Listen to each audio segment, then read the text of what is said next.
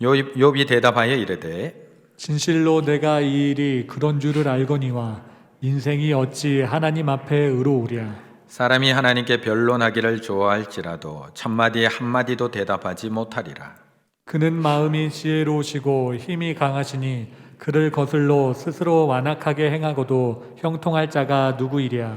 그가 진노하심으로 산을 무너뜨리시며 옮기실지라도 산이 깨닫지 못하며 그가 땅을 그 자리에서 움직이시니 그 기둥들이 흔들리도다. 그가 해를 명령하여 뜨지 못하게 하시며 별들을 가두시도다. 그가 홀로 하늘을 펴시며 바다 물결을 밟으시며 북두성과 삼성과 묘성과 남방의 밀실을 만드셨으며 측량할 수 없는 큰 일을 셀 수 없는 기이한 일을 행하시느니라. 아멘. 우리 주변에는 무서운 사람들도 참 많이 있습니다. 하지만 또 무서운 사람들도 많은 반면에 또한 자신을 희생해서 남들을 살리고 헌신하는 또 의인들도 우리 주변에 많이 있는 것을 볼 수가 있습니다. 지난 10월 초에 15년 동안 폐지와 빈병을 모아 팔아서 그 수익금으로 불우한 이웃을 도왔던 우리 최복동이라고 하는 담양소방서 소방위가 LG 의인상을 수상하게 되었습니다. 이분은 15년 동안 담양과 나주와 광주 지역을 돌아다니면서 주말마다 자신이 쉴 수 있는 그 주말마다 트럭을 한 대 사서 그 폐지와 빈병을 주어서 1년에 600만 원에서 700만 원 되는 돈을 모아서 매년 그것을 불우한 이웃 조성 과정과 장애인 가정에 후원해 오셨습니다. 그래서 그 활동을 15년 했더니 무려 1억이 넘는 금액을 후원하게 된 겁니다. 그걸 통해서 LG에서 의인상을 주게 되었습니다.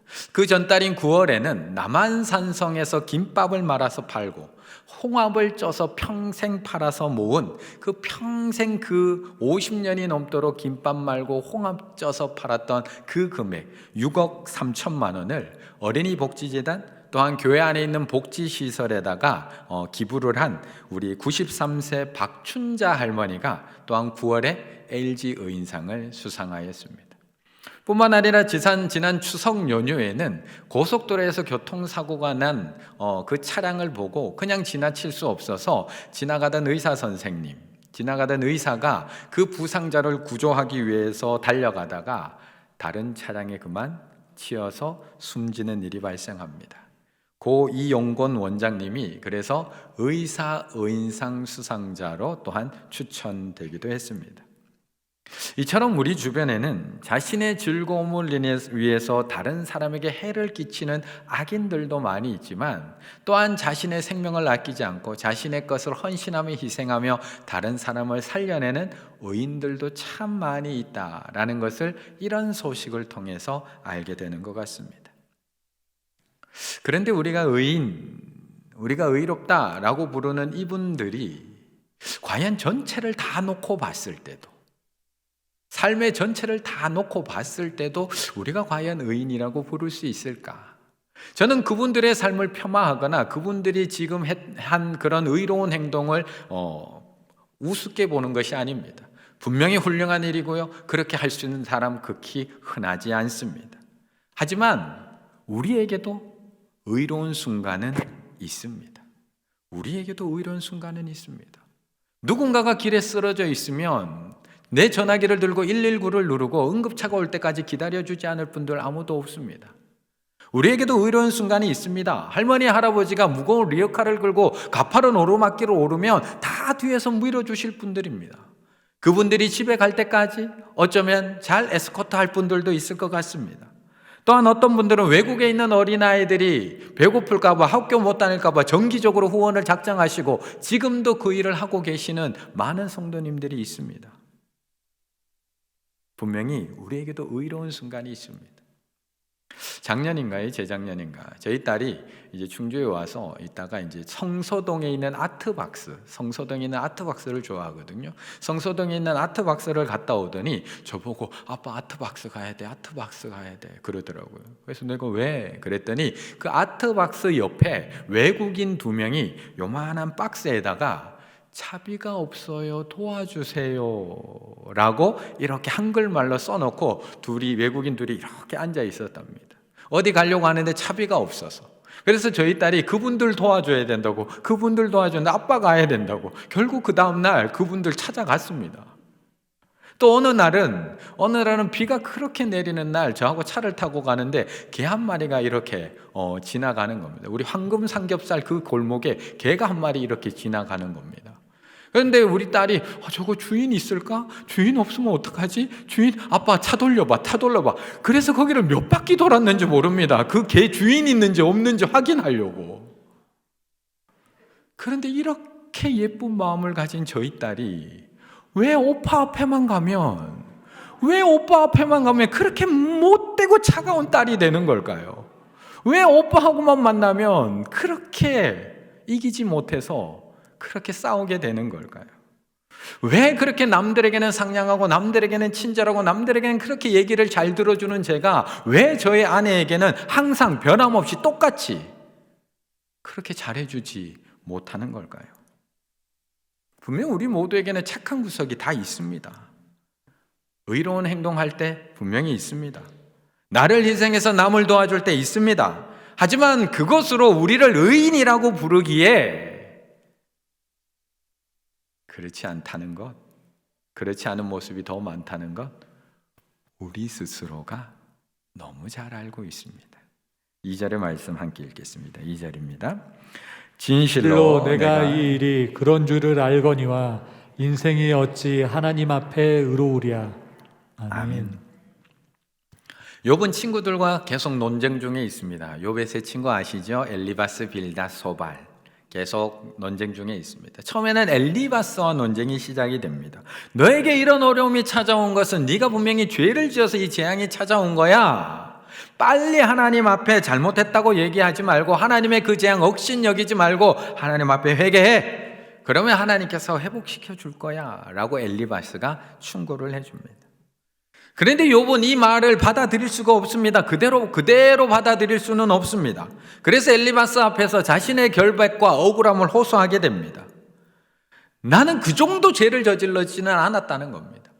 내가 혹시 죄를 저질렀을지는 모르지만 내가 그렇게 죄를 지으며 살지 않았어. 하나님께서 너무하신 것 같아. 하나님께서 나를 너무 관역으로 삼으신 것 같아. 독화살을 계속 나한테 쏟아부으셔. 잠잘 때만이라도 좀 평안하게 잠들게 해주셨으면 좋겠는데 잠잘 때까지도 눈을만 감으면 악몽이 자꾸 꾸게 해서 잠조차도 제대로 잘 수 없어. 하나님 지금 사는 게 아니에요. 하나님 사는 게 너무 지겨워요. 차라리 죽는 게 낫겠어요. 이제 좀 그냥 저 모르는 척하고 내버려 두시면 안 되나요, 하나님?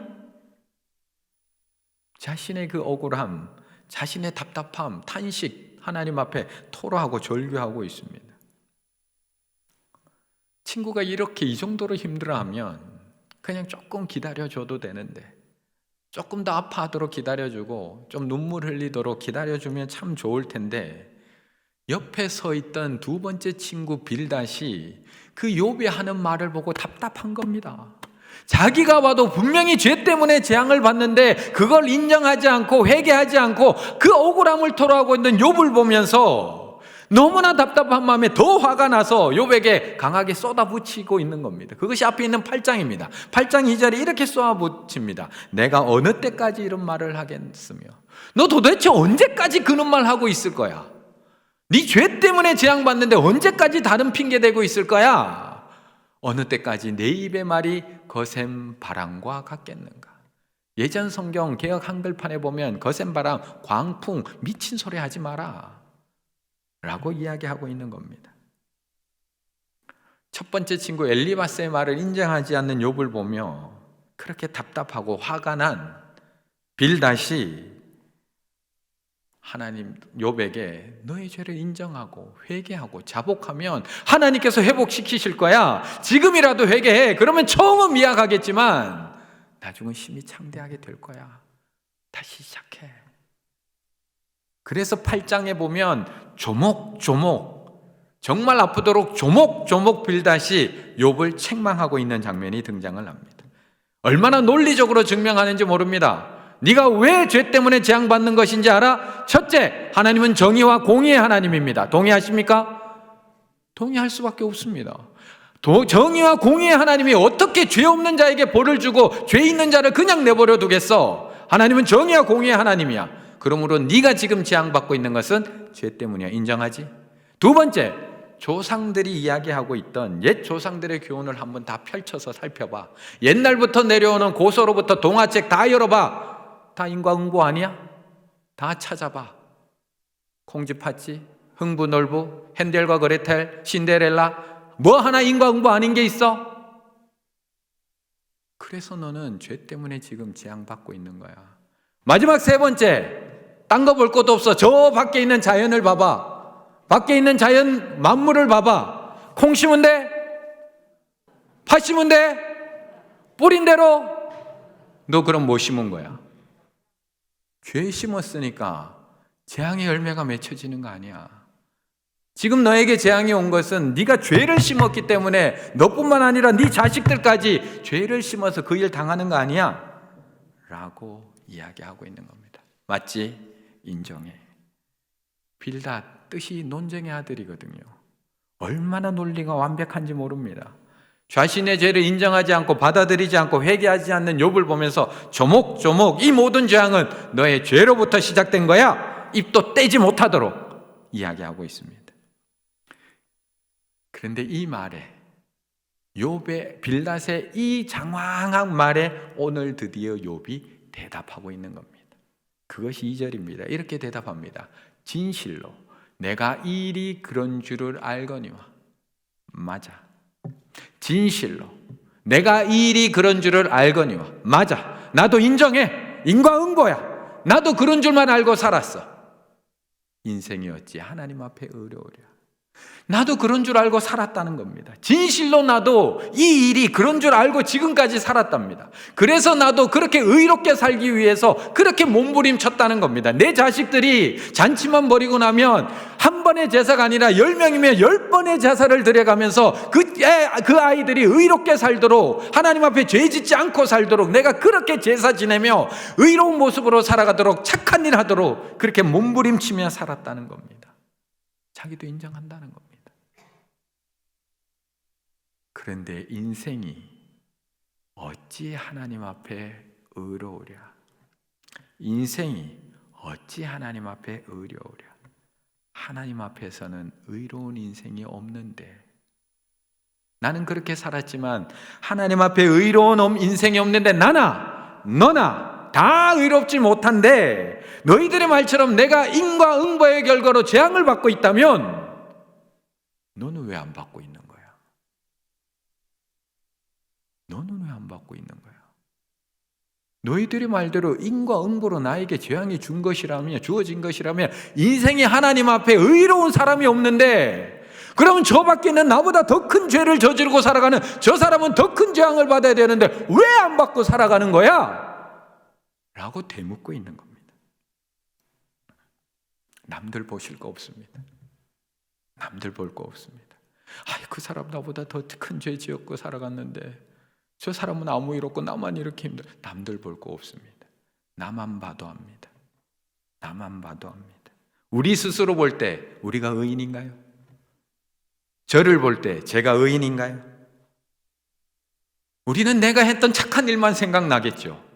내가 했던 몇 가지 그 의로운 순간만 생각나겠죠. 하지만 성경은 우리를 정확하게 이렇게 이야기해 줍니다. 로마서의 3장 9절 10절. 그러면 어떠하냐?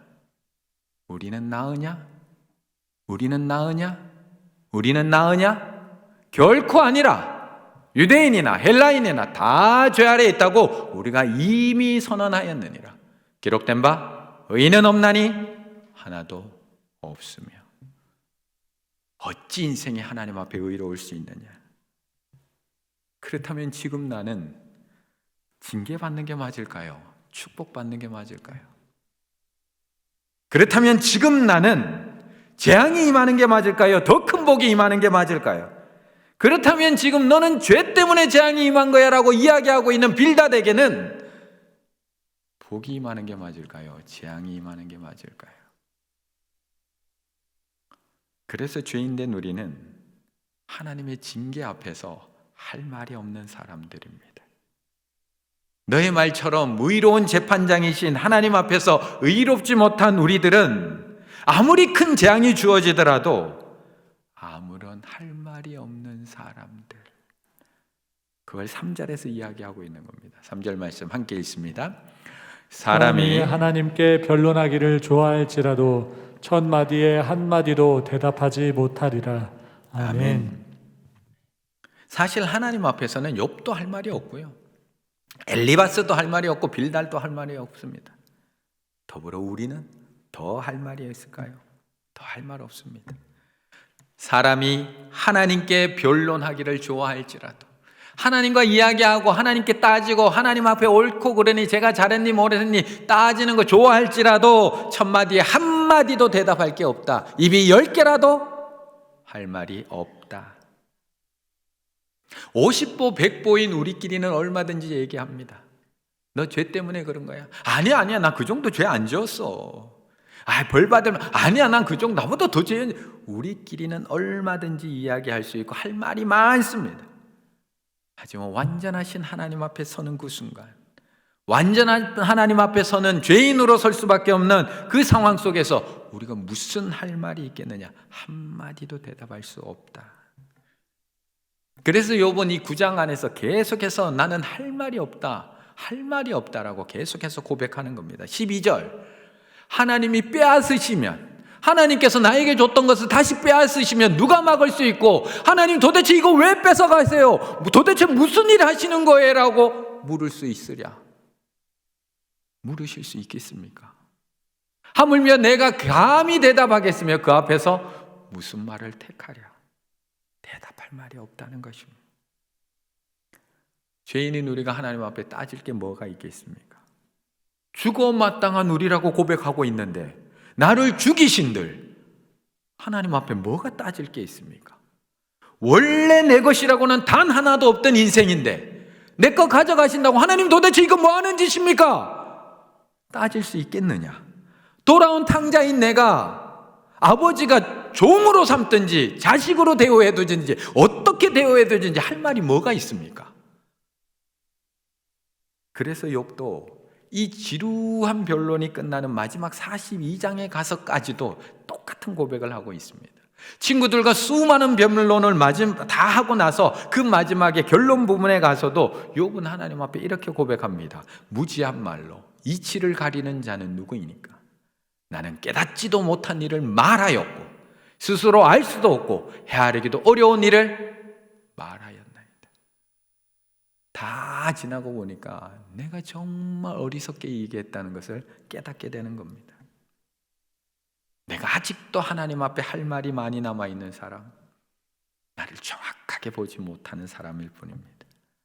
아직도 내가 하나님께 따질 일이 많고 물을 일이 많고 하나님과 계산할 일이 많다는 것은 내가 아직 하나님 앞에 어떤 존재인지, 하나님이 나에게 어떤 존재인지를 정확하게 알지 못할 뿐입니다. 만약 하나님께서 원칙대로 우리에게 벌을 내리셨다면 지금 우리는 어떤 형벌을 받고 있어야 될까요? 만약 하나님께서 말씀에 쓰인 대로 율법대로 우리에게 형벌을 내리셨다면 지금 우리는 어떤 재앙을 당하고 있어야 될까요? 하나님의 말씀에 불순종해서 선악과를 따먹었던 아담과 하와, 그 자리에서 바로 죽었어야 됐습니다. 동생의 아벨을 쳐 죽인 가인, 그 자리에서 그대로 죽었어야 했습니다. 애굽 사람을 쳐 죽여서 숨겼던 모세, 간음했던 다윗, 간음하다가 잡혀온 그 여인, 동족의 재산을 빼앗았던 삭개와 마태, 예수 믿는 사람을 핍박하고 죽였던 사울, 주인의 돈을 훔쳐서 도망갔던 오네시모, 다 죽었어야 됐습니다. 우리는요. 오늘도 하나님의 말씀에 불순종해서 살아가고 있는 우리들은, 오늘도 마음으로 간음하고 오늘도 마음으로 형제를 미워하며 오늘도 살인하고 살아가는 우리들은요, 할 말이 없습니다. 이런 우리가 하나님께 무슨 말을 할 수 있을까요? 하나님이 지금 나에게 어떠한 일을 행하신다고 해도 죄인된 우리가 하나님 앞에 무슨 말로 따질 수가 있을까요? 이미 죽이셨어도, 이미 다 가져가셨어도, 이미 재앙 속에 우리를 던져 넣으셨어도 우리가 무슨 말로 하나님을 원망할 수 있을까요? 아니 처음부터 나에게 아예 안 주셨어도 무슨 말을 할 수 있을까요? 그래서 사도 바울은 로마서에서 계속해서 똑같은 말을 반복하며 로마서를 써내려가는 겁니다. 그런즉 우리가 무슨 말을 하리요? 그런즉 우리가 무슨 말을 하리요? 그런즉 우리가 무슨 말을 하리요? 하나님께 불의가 있느냐? 그럴 수 없느니라. 하나님께서 이렇게 하시든 저렇게 하시든 불의가 없느니라. 그 영광의 풍성함을 알게 하고자 하셨을지라도 무슨 말을 하리요? 그런즉 우리가 무슨 말을 하리요? 우리에게는 할 말이 없다는 겁니다. 하나님이 누구를 살리든 누구를 죽이든 죄인인 우리는 할 말이 없다. 하나님이 누구를 선택하든 하나님이 누구를 선택하지 않든 우리는 할 말이 없다. 하나님이 어떻게 심판하든 하나님이 어떻게 살리든 우리는 하나님 앞에 무슨 말을 하리요? 고백하고 있는 겁니다. 하지만 아픈걸요.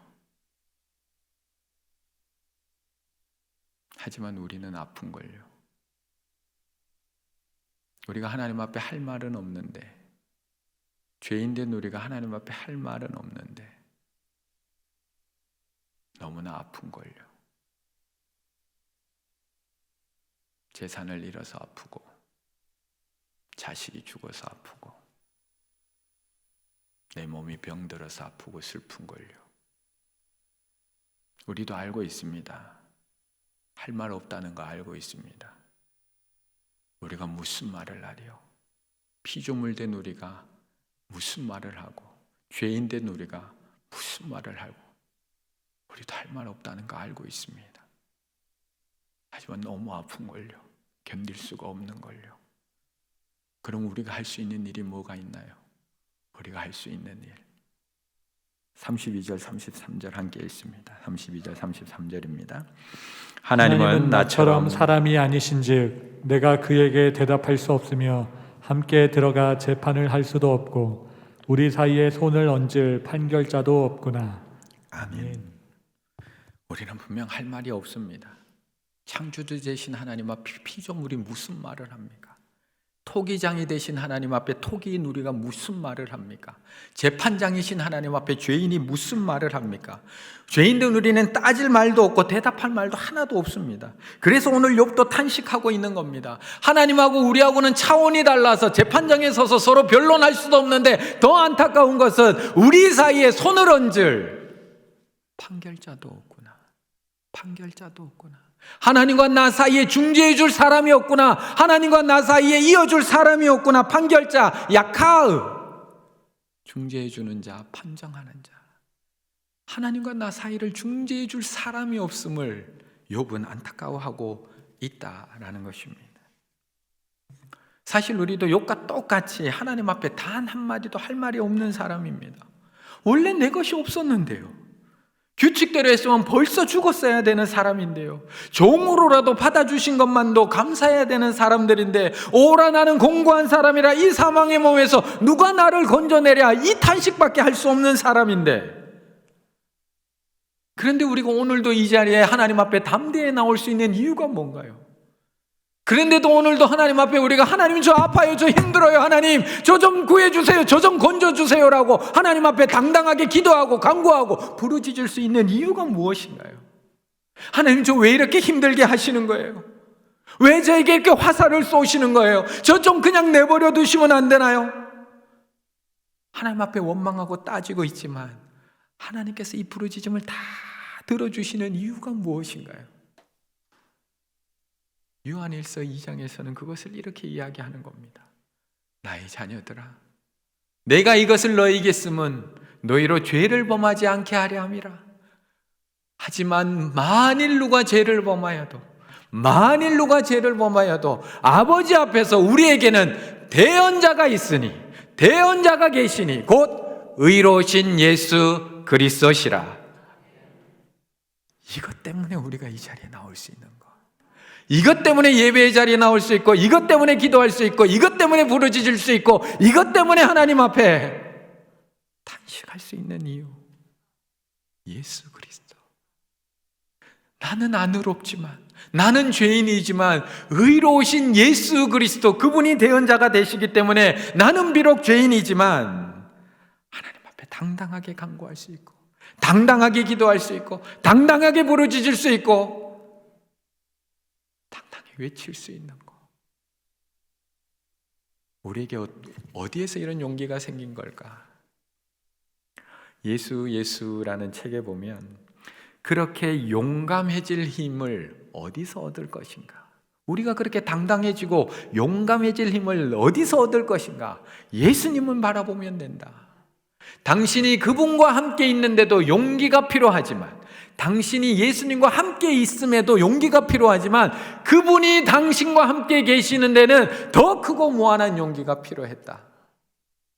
용기가 하나님의 속성인 종교는 기독교밖에 없다. 용기가 필요한 신은 다른 어느 종교에도 없다. 지난주에 우리가 초청주일을 가졌습니다. 지난주에 우리 교회 오신 분들 정말 용기 있는 분들입니다. 기존 교인들도 코로나라서 이번 주 갈까? 온라인 예배 드릴까? 그거 고민하고 있는데 초청받았다고 이 자리에 나왔다는 거 정말 용기 있으신 겁니다. 정말 결단하고 나오신 겁니다. 얼마나 힘든 자리에 용기를 가지고 오신 건지 모릅니다. 하지만 그거 아세요? 내가 하나님 앞에 나오는데 용기가 필요했지만 예수 그리스도와 우리와 함께 하는 데는 더 큰 용기가 필요하셨다는 것. 예수 그리스도가 하늘 보좌를 버리고 이 땅에 오는 데는 더 큰 용기가 필요했다는 것. 하나님께서 이 인간의 몸을 입고 이 땅에 내려와야 되는 용기, 침뱉음과 조롱을 당해야 되는 용기, 하나님으로부터 버림받아야 될 용기, 채찍질 당하고 못 박힘 당해야 될 용기, 그렇게 용기를 내서 얻은 것이 바로 저이고 바로 우리들이라는 것입니다. 그렇다면 우리는 죄인이지만 담대함을 잃어버려서는 안 됩니다. 우리는 비록 아무 말도 할 수 없는 그런 죄인이지만 당당함을 잃어버려서는 안 됩니다. 왜요? 하나님과 나 사이에 대언자 예수 그리스도, 의로우신 예수 그리스도, 오늘도 우리를 위하여 간구하시고 중보하고 계시는 예수 그리스도가 계시기 때문에 우리 오늘도 담대하게 하나님 앞에 나아갈 수 있고 당당하게 부르짖을 수 있을 줄로 믿습니다. 예수께서 우리를 구원하시려면 겟세마네 동산에서 땀 흘려 씨름하시고 고통스러운 죽음을 맞이하셔야만 했다. 그분은 죽을 수밖에 없는 연약한 인간이 되어서 고난과 배반과 죽임을 당하셨다. 이 모든 일을 당신을 위해서 당하시며, 여러분을 위해서 당하시며, 저를 위해서 당하시며, 그것을 가치 있게 여기셨다. 당신을 위해 어둠에 직면하시는 그분을 보라. 우리를 위해서 오늘도 그 십자가 앞에 서 계시는 그분을 보라. 우리를 위해서 오늘도 십자가를 지고 계시는 그분을 보라. 그러면 당신도 어떤 어둠에든 능히 직면할 수 있을 것이다. 예수님은 나를 위해서 오늘도 당당하게 고난 앞에 직면하고 계십니다. 예수님은 나를 위해 오늘도 조금의 망설임 없이 그 고통스러운 죽음 앞에 직면하고 계십니다. 예수 그리스도는 저를 위해서 제자들의 부인과 배신 앞에 직면하고 계시고, 예수님은 나를 위해서 물과 피를 흘리시는 그 십자가 앞에 직면하고 계십니다. 그리고 이 모든 일을 조금도 망설이지 않았습니다. 왜요? 나를 살리려고. 그 예수님이 나의 대언자시고, 그 예수님이 나를 위해서 오늘도 간구하시고, 그 예수님이 오늘도 나를 위해서 탄식하고 계신다면 무엇이 두려우십니까? 무엇이 겁나십니까? 우리 성도님들은 어떤 고난에 직면해 계십니까? 어떤 아픔 가운데 지금 중간에 던져져 계십니까? 어떤 조롱과 핍박이 놓여 있고 누구의 부인과 배신 앞에 쓰러져 계십니까? 내가 당한 고난만을 바라보지 마시고 나를 위해서 십자가 앞에 서 계신 예수 그리스도를 바라보시기 바라겠습니다. 고난에 쓰러져 울고 있는 나만 바라보지 마시고 그 겟세마네 동산에서 날 위해서 십자가 지시기 위해서 눈물 흘리며 기도하고 계시는 예수 그리스도를 바라보시기 바라겠습니다. 죽을 것 같은 나를 바라보지 마시고 나를 살리기 위해서 십자가에서 죽으신 예수 그리스도를 바라보시기 바라겠습니다. 지금 우리에게 필요한 것은 예수 그리스도입니다. 지금 우리에게 필요한 것은 나를 위해서 이 땅에 오시고 나를 위해서 십자가를 지셨으며 그 사랑으로 지금도 나의 아픔을 대언하고 계시는 예수 그리스도입니다. 오늘도 나를 위해서 간구하시고 대언하고 계신 그 예수 그리스도를 바라보시며 그 어떤 아픔과 그 어떤 시련 가운데 계시더라도 그 주님을 바라보심으로 말미암아 능히 이겨내실 수 있는 우리 충일의 가족들 다 되시기를 간절히 바라겠습니다.